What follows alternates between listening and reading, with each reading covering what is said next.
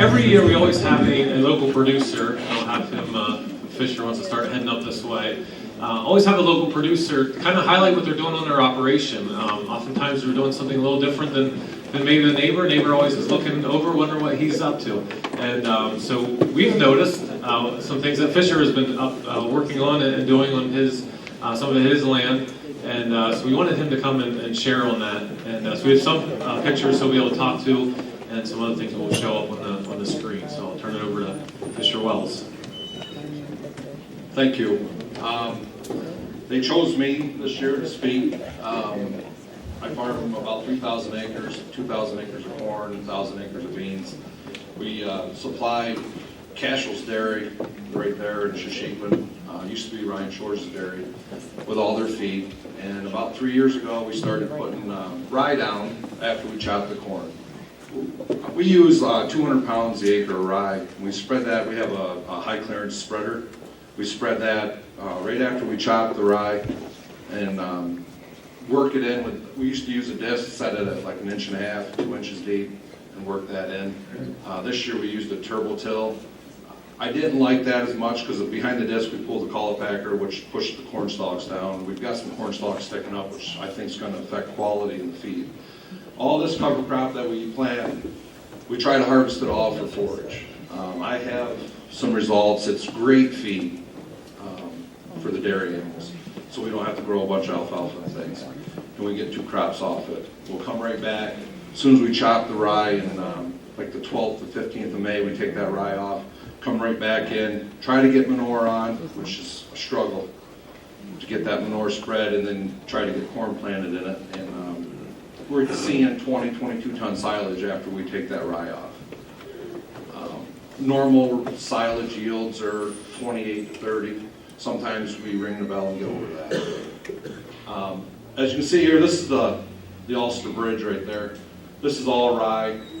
There's some high water down in there. This was planted, this was 2 years ago. There's corn stalks there right now. So this is 2 years ago. The water come up.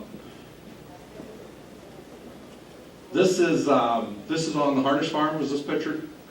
Where we went in and Eric Harnish asked me to do an experiment. We went right into standing beans, right when they were starting to lose their leaves.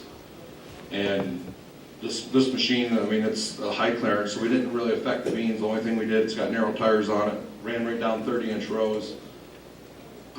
Some of the top of the beans, they were starting to dry, starting to lose their leaves, and we popped some of them out. I had to watch my speed there, but we should have been a week earlier. If you're going to try this, I think it's something that's really going to work. You need to be in there as soon as the beans start to turn. Get in there and spread this rye. This was spread at 200, 210 pounds. Some of it was at 220. If you get a chance to look at the field, I don't know if Eric's here, is he or not? No, he's not. Eric might let some people look at it. It's over next to the river. The leaves were off half of it, and the rye just went on and laid on top of the leaves, and we didn't get no soil seed contact, and the rye didn't really grow well there. But this right here was, you know, it took right off. I planted that, and Matt Ahern, did you see him combining that? You didn't? I mean, I talked to him. He said the rye never bothered the cutter bar. That's what I was concerned with, you know, when you're cutting the beans. But he said he didn't have no trouble with that. Here's a bunch of cover crop here. Here's. That's inside. Yep. This is, of course. All right, this is the quality of it. I don't know how many dairy farmers are in here and need to look at this. You can see how wet it is up at the top. Is there a pointer here on this thing? Yeah, cast. Yeah, right up there. This stuff is 80% moisture. I mean, this we come in the end of March, 1st of April, as soon as I can get across it, and we'll put 150 pounds of urea, 100 pounds of ammonium sulfate, and I put 200 pounds of potash down there this and try to get it going. But the reason I put the potash on up front, the tons of corn silage are taken off. We're only putting 6,000 to 8,000 gallons of dairy manure on. We need to keep our K levels up. But this stuff is rank, it's big, and we chop. The reason Tom Kilser, I think he's from Cornell. I talked to him a lot about it. He said, mow that stuff and chop it, get it in the bunk. Don't worry about the butyric acid, which, when everybody looks at 80% moisture feed, you would think it'd be an issue, but it's only 0.78. We've never had an issue mowing it and chopping it right away. The problem that he sees is when you leave it lay out there, you lose your sugars, and I guess that's what creates, I'm not a dairy man, I'm a crop man. But I just wanted to show you some of this stuff. The relative feed quality is 166 on that sample. And this was, the date, this was 1/29/2018. And then here's another one, the butyric acid is 0.7. Our lactic and acetic is good there. RFQ is 175, and there's 79% moisture. Can't really see the date on that one. I think that I'll look right here. I got them from 3 years. Yeah, this is February 17th, that one was. And this was like August, right in there, July. There's a 187 feet quality. Ooh, now we did it. Yeah. 187, our butyric. So you can see there's 83% moisture. The whole butyric thing, as long as you mow that stuff and get it chopped, I don't see it being an issue. I was scared to death doing it the first year, guys. I mean, the amount of tons that we put in, we had Tim Beardsley mow it. We mowed like 300 acres and just started chopping that stuff, and juice was running everywhere. But I mean, it came out pretty decent feed. The protein was 17%, but we're getting 10, 11 ton to the acre of that stuff, sometimes higher than that, of that 80%. It figures out to like 2.5 ton of dry matter. Then we're coming back in planting corn on it. Some things that, like, what we're going to try to do this year, we side dress all of our corn with that high clearance spreader. We use Super U. Sometimes we use just straight urea. But we're going to put like 50 to 70 pounds of rye with it in July when we're side dressing the corn. We're going to mix that with our urea, and we'll go on and spread that and see if we can get some rye growing and not compete with the corn. We're only going to try it on a couple hundred acres. I'm kind of scared to go all out. You know, with corn, we need to make all the money we can. I don't need to reduce yield. But one thing that looks really good is that soybeans. I mean, if you plant beans in 30-inch corn, rows, I would really look at, as soon as those beans start to turn, get some rye spread on it. Those leaves fall off those beans, it covers that rye up, and that rye just seems to take right off and get going. I guess, any other questions? I mean, that's why I'm up here. If you guys have questions, what I've seen. So Tom Kilser is either Cornell or, I think he's Minor. Yeah. And you got everything, I think you got everything right there. And he's a big proponent of hay in a day. So if you Google that, it's called hay in a day. And that's where, like you say, without letting it set, I was scared to death. You know, chopping 3,000 or 4,000 ton feed, putting it in a bunk, and the juice was running everywhere. It's hard on the wagons, the trucks bringing that kind of weight in, but it made great feed. The cattle love it. I don't want to put you on the spot, but do you want to mention the experiment you were talking about? With the soybeans? Yeah. You don't have to. I would love to no-till everything. I probably only no-till maybe 500-600 acres of corn a year. We chisel plow it, everything else, and hit it with a field cultivator and then plant. One of the biggest reasons we're having trouble with soybeans is slugs. And I don't know if any of you guys are dealing with slugs, but they are absolutely, they'll destroy our soybean stands. So I got thinking about this whole, when we spread our potash this year and our phosphate, we put some boron down with it, about putting like 30 to 50 pounds of rye in with it, and then we run a VT disc over it, just to chew the stalks up, incorporate that rye, and then let that rye come on. We're going to do that like probably the first week in April. Let that rye start to grow, come in and no-till our soybeans, and not really no-till with I understand. But, and let that rye grow with it. So what I'm thinking is, a slug actually likes rye the most of all. So hopefully they'll feed on the rye instead of eating the soybeans. I don't know, has anybody had issues with slug, or am I the only one that, Matt, you heard? I mean, it's bad. I mean, I have some pictures, I probably should have brought it, but, I mean, completely wipe out fields, go in and replant. By then the population's so bad that, they'll wipe out the second planting also. But we're gonna try that. We're gonna put 30 to 50 pounds down, see what we can do, give them a source to feed on.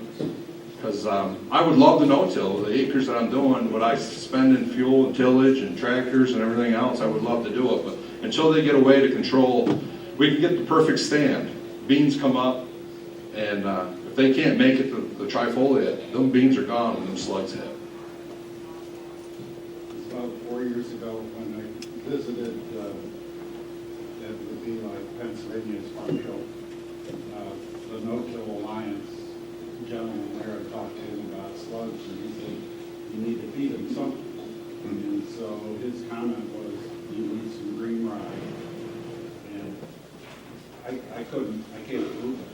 Yeah. But, Well, you're in the same valley I am. I mean, we're pulling real heavy corn yields off with all that residue. And, the new equipment, we can get the stand of beans to start. The problem is, as soon as they find those beans, they'll destroy them in 3 days. Literally just chew them right off. Yeah, well, like I said, I was with Dr. John Tucker, who's the entomologist. He's the slug expert. He really knows a lot of the slugs. In fact, for some reason, I thought he was going to come today, but I'm confused, of course. I don't know where I woke up this morning. But John said something very interesting, because he's been talking about the slug issue, and you're right. That is an issue. So John was talking about is when you destroy the habitat, see, tillage makes it worse. You destroy the habitat for the arthropods. But also, our seed coating, the neonics, also impacts our predators.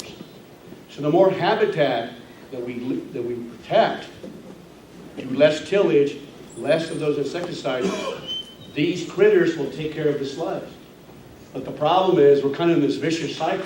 And you're exactly right. He says they hate corn. They'll take anything before corn. They'll eat the soybean.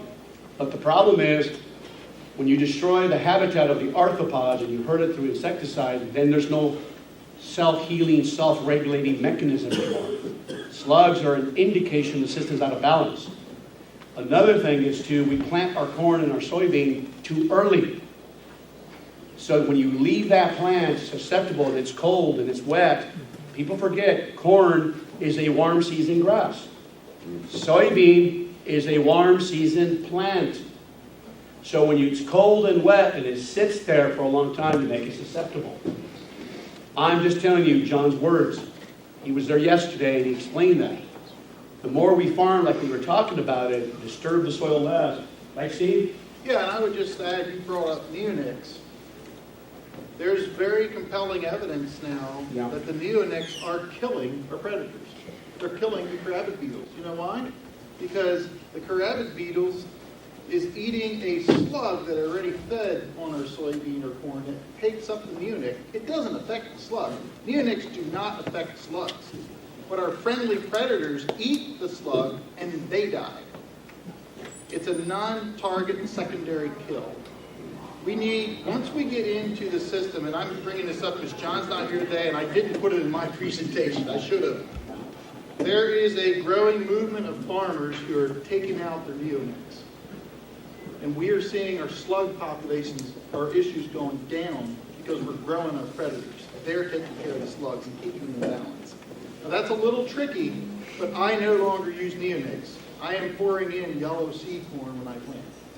I don't recommend you just do that if you're just starting with this, but when you get into a biological system, then you can start to earn the right to take out some of these crutches we've used.